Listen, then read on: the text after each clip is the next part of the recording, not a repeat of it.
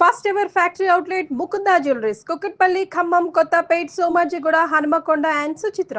నమస్కారం, welcome to Suman TV. నేను గీతాంజలి. ప్రస్తుతం మనతో పాటు శ్రీచక్ర పీఠం వ్యవస్థాపకులు, ప్రముఖ జ్యోతిష్యులు బ్రహ్మశ్రీ ప్రదీప్ జోషి గురువు గారు ఉన్నారు. వారితో మాట్లాడదాం. గురుగారు నమస్కారం అండి. శ్రీమాత్రే నమః. శ్రీమాత్రే నమః. భయం వేస్తోందండి, ప్రళయం రాబోతుందా అంటూ కొన్ని వీడియోస్ అవి చూస్తుంటే సంకేతాలు కూడా ఉన్నాయని చెప్తూ ఉంటే నిజంగానే భయం వేస్తోంది. అలాంటి పరిస్థితి ఉందా అని అడగాలనుకోండి. ఎందుకంటే ఎగ్జాంపుల్గా ఏవి చూపిస్తున్నారంటే, సముద్రం అడుగులో ఎక్కడో ఉండే చేపలు కూడా బయటికి వస్తున్నాయి, గుంపులు గుంపుల షార్కులు చచ్చిపోయాయి. అసలు మనం ఎక్కడ వింతగా కనిపించేవి తుఫాన్లు, వరదలు, అలాగే భూకంపాలు వచ్చే ముందు బయటికి వచ్చే ఏవైతే జంతువులు ఇవి ఉన్నాయో అవి వస్తున్నాయి అని చెప్పి చూపిస్తున్నారు వీడియోస్. అవి అంటే గతంలో కూడా మనం ఒకసారి మాట్లాడాం, మీరు అన్నారు షష్టగ్రహ కూటమి ఉంది, దాని ప్రభావం ఉంటుంది అని చెప్పి. అవే ఇవి అని అనుకోవాలా, అసలు ఏంటి? శ్రీ గురుభ్యో నమః. శ్రీమాత్రే నమః.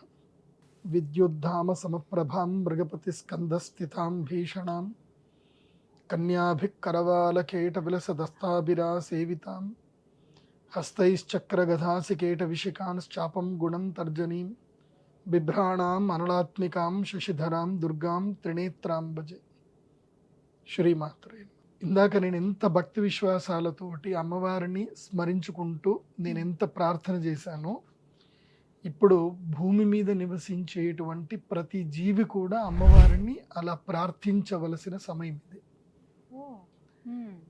ఎందుకోసమంటే శనిగ్రహం యొక్క సంచారం చాలా కీలకమైంది. శని మీనరాశి లోపలికి 30 సంవత్సరాలకు ఒకసారి అడుగు పెడతాడు.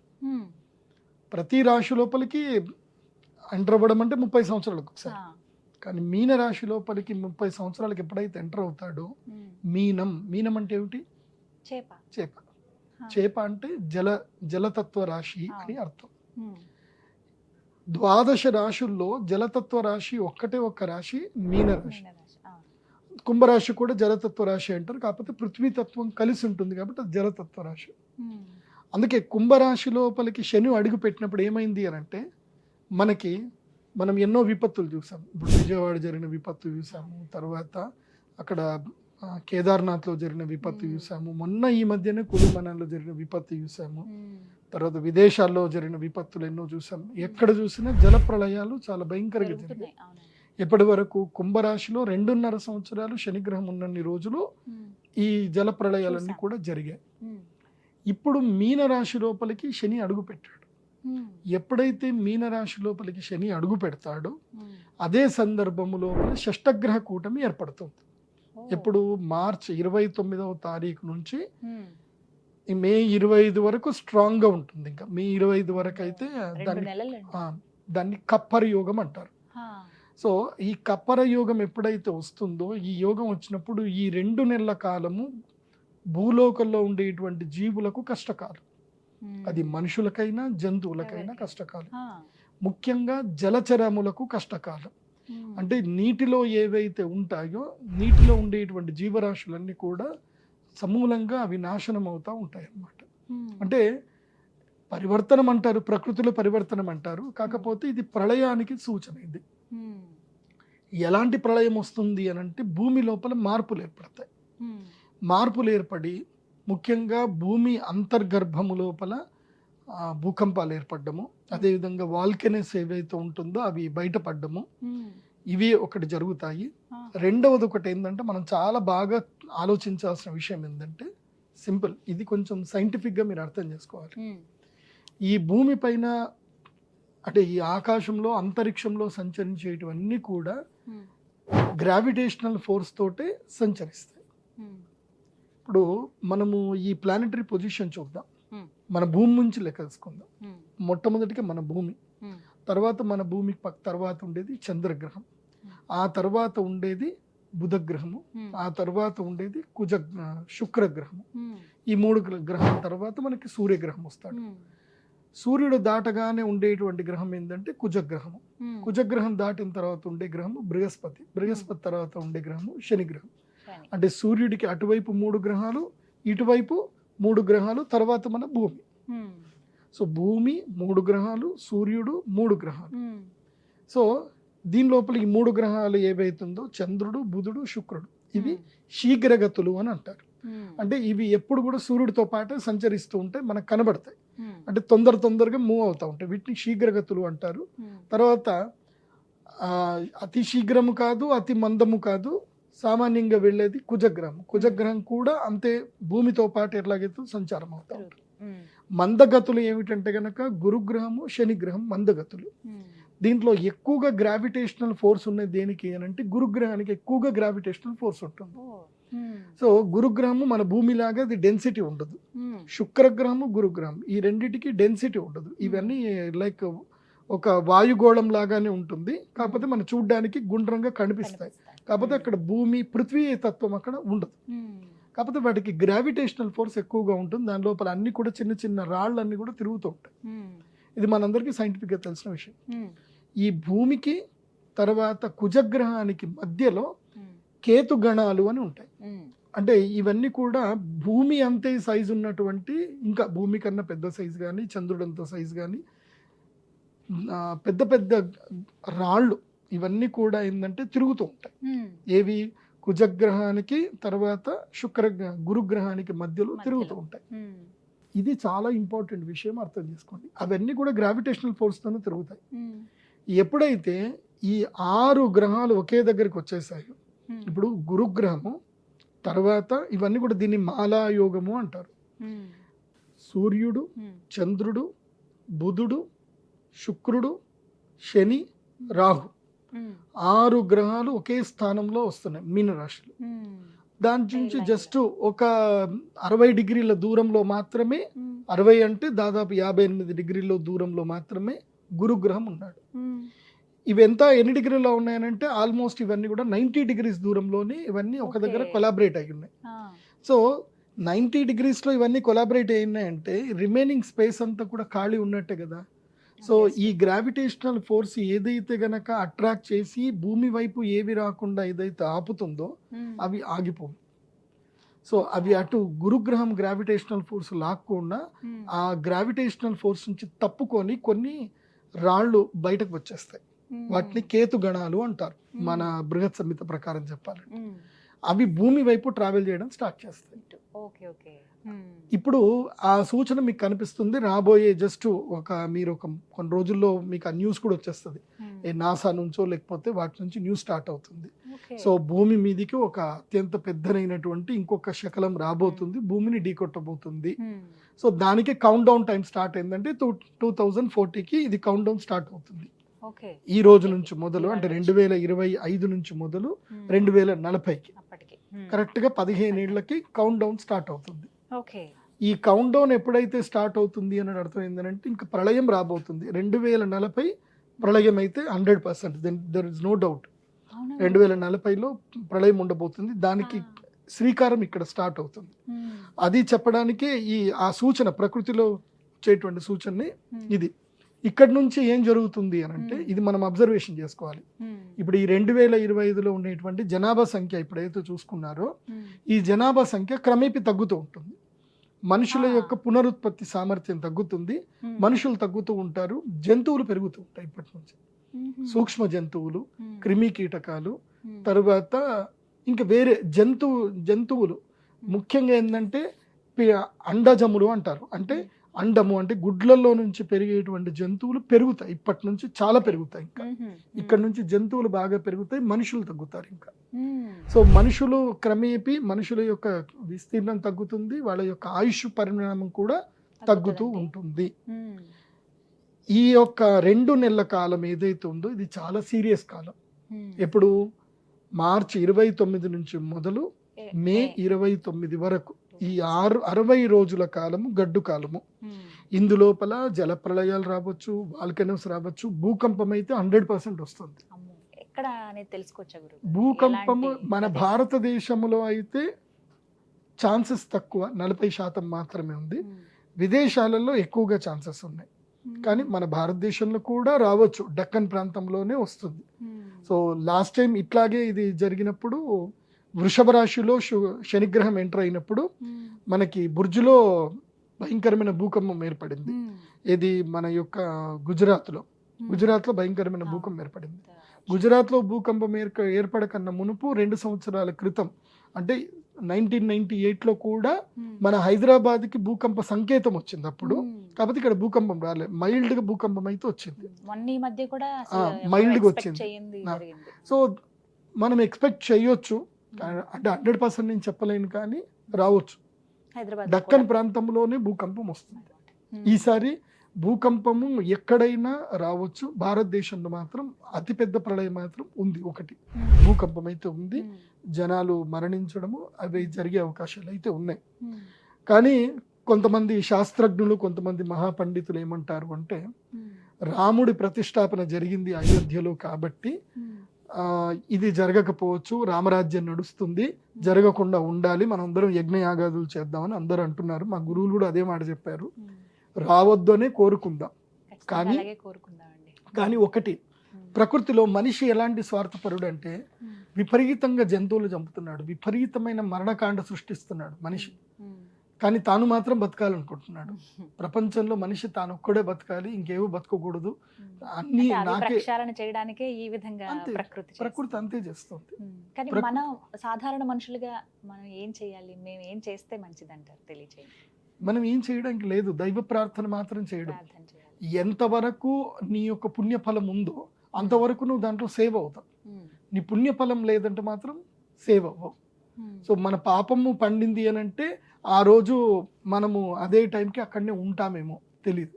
మన పుణ్యం ఉంది, ఆ టైంకి అక్కడ జరిగేది మనం వెళ్లకుండా ఆగిపోతాం. సో అవి జరుగుతాయి. కాకపోతే ప్రస్తుతం అయితే ఈ 60 రోజులు మాత్రం గడ్డు కాలము. ప్లస్ ఇంకోటి ఏంటంటే స్టాక్ మార్కెట్ కూడా విపరీతంగా కుదేలైపోతుంది. నేను ఆల్రెడీ మనం లాస్ట్ టైం డిస్కస్ చేసాం, జనవరిలో మనం డిస్కస్ చేసినప్పుడే నేను చెప్పాను, షష్టగ్రహ కూటమి వస్తుంది అని అంటే ట్రంప్ యొక్క నిర్ణయాలు దారుణంగా ఉంటాయి. దానివల్ల భారతదేశం యొక్క ఆర్థిక పరిస్థితి పూర్తిగా దిగజారుతుంది. ఇప్పుడు ఇంకా ఉండబోతుంది. ఏదైనా సరే మే 30వ తారీఖు వరకు స్టాక్ మార్కెట్ జోలికి వెళ్ళకండి. మే 30 వరకు, ముఖ్యంగా ఏప్రిల్ 29వ తారీఖు వరకు స్టాక్ మార్కెట్ జోలికి వెళ్ళకండి. ఏప్రిల్ 29 తారీఖు తర్వాత అప్పుడు దాదాపుగా స్టాక్స్ అన్ని పడిపోయి ఉంటాయి, అప్పుడు ఎంటర్ అవ్వండి. స్టాక్ బై చేసుకోవడం, చాలా కంపెనీ యొక్క స్టాక్స్ పడిపోయి ఉంటాయి కాబట్టి May first week is right time to enter in the stock market. But May 25 తర్వాతనే బెస్ట్ అని కూడా చెప్తాను. అంటే ఎక్స్పీరియన్స్ ఉన్నటువంటి వాళ్ళు మే ఫస్ట్ వీక్లో ఎంటర్ అవ్వచ్చు మళ్ళీ స్టాక్లోకి. మే 30th తర్వాత మాత్రమే మళ్ళీ స్టాక్ మార్కెట్ లోకి ఎంటర్ అవ్వండి. ఎస్, ఇంకోటి ఏంటంటే హడావిడిగా నేను అందరికీ చెప్పేది ఏంటంటే, హడావిడిగా ఇప్పుడు కింద మీద పడి బంగారాలు కొనేయకండి. పెళ్లి ముహూర్తాలు ఉన్నాయి కదా, పెళ్లిళ్ళు ఉన్నాయి కదా అని బంగారం కొనకండి. కొంచెం ఆగండి, ఇంకా బంగారం ధర తగ్గుతుంది. 82,000 వరకు వస్తుంది బంగారం. ఓపిక పట్టండి, ఇప్పుడు తొందర పడకండి. మే 30వ తారీఖు వరకు బంగారము అందరినీ సతాయిస్తుంది, ఏడిపిస్తుంది, పైకి వెళ్తుంది. మే 30 తర్వాత నేను చెప్పా కదా, మోదీ గారు ఒక పాచికేస్తారు అని. మోదీ గారు వేసే పాచికకి సడన్ గా అన్ని దెబ్బతింటాయి. అప్పుడు డాలర్ రేటు తగ్గుతుంది, మళ్ళీ బంగారం రేటు పడిపోతుంది. అవుతుంది. అది కూడా ఎప్పుడు అంటే మళ్ళీ ఎప్పటికీ అంటే కరెక్ట్గా మనం శ్రావణ మాసం వచ్చే టైంకి, అంటే మనకి జూన్ జూలై బంగారం కొనుక్కోవడానికి రైట్ టైం. ఇంకా ఆగస్ట్ వచ్చిందంటే మళ్ళీ బంగారం మళ్ళీ ఒక్కసారి పెరిగిపోతుంది. కాబట్టి జూన్ జూలైకి డబ్బులు రెడీ చేసి పెట్టుకోండి. బంగారం ధర 85,000కి 84,000 వరకు వస్తుంది. నా లెక్క ప్రకారం 82 కూడా రావచ్చు, కానీ 84 అయితే తగ్గదు, చూద్దాం.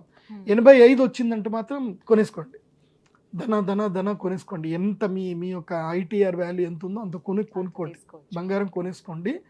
తర్వాత ఇంకా బంగారం ర్యాలీ స్టార్ట్ అవుతుంది, ఇంకా తగ్గేదే లేదు. ఇంకా బంగారం ఇంకా వెళ్ళిపోతుంది, ఇంకా కిందికి రాదు ఇంకా. కాబట్టి ఈ సంవత్సరంలో బంగారం కొనడానికి అనుకూలమైన సమయం ఆషాఢ మాసమే. ఆషాఢంలో చీరలు కొనకండి, బంగారం కొనండి, రెడీ చేసి పెట్టుకోండి ఈ సంవత్సరం అయితే కనుక. సో ఈ ప్రళయం నుంచి తప్పించుకోవాలంటే ఒకటే మార్గం. నేను ఇది నా స్వార్థం కోసం చెప్పట్లేదు. ఎందుకోసం అంటే నేను ఎప్పుడు కూడా చెప్తాను, నేను ఏదైనా ఒక యజ్ఞము యాగం చేశాను అంటే అది దేవాలయ నిర్మాణం కోసం, ఒక మంచి కోసమే. నా వ్యక్తిగత జీవితం కోసం అయితే నేను ఆ లత్త ముట్టను. దాన్ని లత్త అంటారు. అంటే మనుషుల యొక్క కర్మఫలాన్ని ఏమంటారు? లత్త అంటారు. ఆ లత్తని ముట్టకూడదు. ముడితే అది అంటుకుంటుంది, ఏడిపిస్తుంది. మనం కొంతమంది జనాలను చూస్తూ ఉంటాం కదా, అయ్యో పాపం వాళ్ళ పరిస్థితి ఏంది ఇట్లుంది అని అనుకుంటాం కదా, దాన్నే లత్త అంటారు. సో వాళ్ళ జీవితంలో వాళ్ళు ఎటు వెళ్ళలేరు, అంతే అట్లాగా ఉండిపోతారు. వాళ్ళు అత్త పెట్టుకోవద్దు ఎప్పుడైతే. నేనేం చెప్తాను అంటే మీ యొక్క కర్మ ఫలాల్ని యజ్ఞ యాగాదులకు నిర్వహణ చేసుకోండి, చేస్తే మంచి జరుగుతుంది. లాస్ట్ టైం ఇదే సుమన్ టీవీలో షష్టగ్రహ కూటమి ఏర్పడింది. ఇప్పుడు 2019లో కోవిడ్కి ముందు. అవునండి. ఏదైతే కనుక నేను డిసెంబర్లో షష్టగ్రహ కూటమి ఏర్పడినప్పుడు నేను చెప్పాను, చాలా మంది వచ్చి యాగం చేసుకున్నారు. నా దగ్గర యాగం చేసుకున్న ప్రతి ఒక్కరు కూడా సేఫ్ జోన్లో ఉన్నారు. ఎవరికి కోవిడ్ రాలేదు, ఎవరి ఇంట్లో మరణాలు జరగలేదు. Every one is safe zone 100%. దాంట్లో డౌటే లేదు. నా దగ్గర డేటా కూడా ఉంది. అందరు చెప్పారు, గురూజీ మాకు కరోనా అసలు ఎఫెక్ట్ రాలేదు, మాకు మీ దగ్గర యాగం చేసుకున్నాం, కరోనా ఎఫెక్ట్ రాలేదు. ఇప్పుడు కరెక్ట్గా 5 ఏళ్ళు మళ్ళీ 2025 మళ్ళీ షష్టగ్రహ కూటమి వచ్చింది. ఇప్పుడు ఈ షష్టగ్రహ కూటమిలో అందరికీ నేను చెప్పేది ఏంటంటే యాగం చేసుకోండి. యాగం చేసుకొని ఇంట్లో యంత్రం పెట్టుకోండి. యంత్రం లేకపోయినా కనీసం ఈ మాల, ఇది ప్రత్యేకమైనటువంటి కృష్ణ స్ఫటిక మాల. ఈ మాల కానీ లేదంటే కుజగ్రహ మాల కానీ ఏదైనా ఒక మాల తప్పకుండా మాలను ధరించండి. ఈ మాల మెడలో వేసుకుంటే ఏ నెగిటివ్ మీ దగ్గర దాకా రాదు. ఎందుకోసం అంటే ఇది భూగర్భంలో నుంచి తీసినటువంటి అద్భుతమైన శిల ఇది. సో దీని ఏంటంటే జస్ట్ ఒకదాని ఇట్లా మెల్లిగా రబ్ చేసి మనం స్మెల్ చూస్తే మనకి బొగ్గు వాసన, కాళ్ళ వాసన వస్తుంది. ఇది చాలా ప్రత్యేకమైన రత్నం. ఇది ఎవరి దగ్గర దొరకదు. ఇది కృష్ణ స్ఫటికమాల. నేను ప్రత్యేకంగా తిరిగి చేసి కొంతమంది పాత ఇది రావణ సంహిత లాంటి పుస్తకాలు చదివి ఇది ఎక్కడుందో ఆర్డర్ చేయించి వెతికిచ్చి మరి నేను ఇంపోర్ట్ చేయించుకున్నది. ఎవరి దగ్గర దొరకదు. ఇది మీరు భారతదేశంలో ఎక్కడ వెళ్ళండి దొరకదు. కృష్ణ స్ఫటికమాల ఎవరి దగ్గర దొరకదు. ఈ కృష్ణ స్ఫటికమాల అందరికి ఇస్తాను. ఇది గ్రహణం రోజు మాత్రం ఇస్తాను. ఆ గ్రహణం రోజు అందరూ కృష్ణ స్ఫటికమాల ధరించండి. ఆ జగదంబ అనుగ్రహంతో మీకు ఎవరికి ఏ అరిష్టం కూడా జరగదు. కాకపోతే జాగ్రత్త పడాల్సింది ఎవరెవరు చెప్తాను వినండి. ముఖ్యంగా వరి నాటు చేసేటువంటి రైతులు, తర్వాత మామిడి పండ్ల రైతులు, మామిడి ఎవరైతే పండిస్తున్నారో ఆ రైతులు చాలా జాగ్రత్తగా ఉండాలి. తప్పకుండా మొత్తం రాలిపోతాయి కంప్లీట్గా. మామిడికాయలన్నీ రాలిపోతాయి, పూత పోతుంది. చాలా ఇప్పుడు ఎలా వస్తుందంటే ఈదురు గాలులతోటి వర్షాలు వడగళ్ళ వాళ్ళని పడతాయి. ఇప్పుడు సడన్ గా పడతాయి. సో మామిడి నష్టపోతారు, సడన్ గా వరి పైర్లు కూడా నష్టపోతారు. ఈదురుగాళ్ళు భయంకరంగా వస్తాయి. తర్వాత వేడి విపరీతంగా అవుతుంది. నేను మీకు చెప్పేది ఏంటంటే ఈ షష్టగ్రహ కూటమి అయిన తర్వాత 2 నెలలు 3 నెలల కాలం ఎవరైనా సరే పేదవాళ్ళు రేకుల ఇళ్లల్లో ఉంటే ఇల్లు ఖాళీ చేసేసేయండి, వేరే ఇళ్లలోకి వెళ్ళండి. లేదంటే ఇంటి మీద గడ్డి అయినా వేసుకోండి.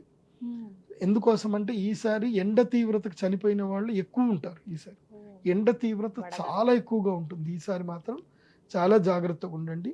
తర్వాత స్కిన్ ఎలర్జీస్ ఎక్కువగా వస్తాయి, రోగాలు ఎక్కువగా వస్తాయి, డీహైడ్రేషన్స్ ప్రాబ్లమ్స్ ఎక్కువగా వస్తాయి.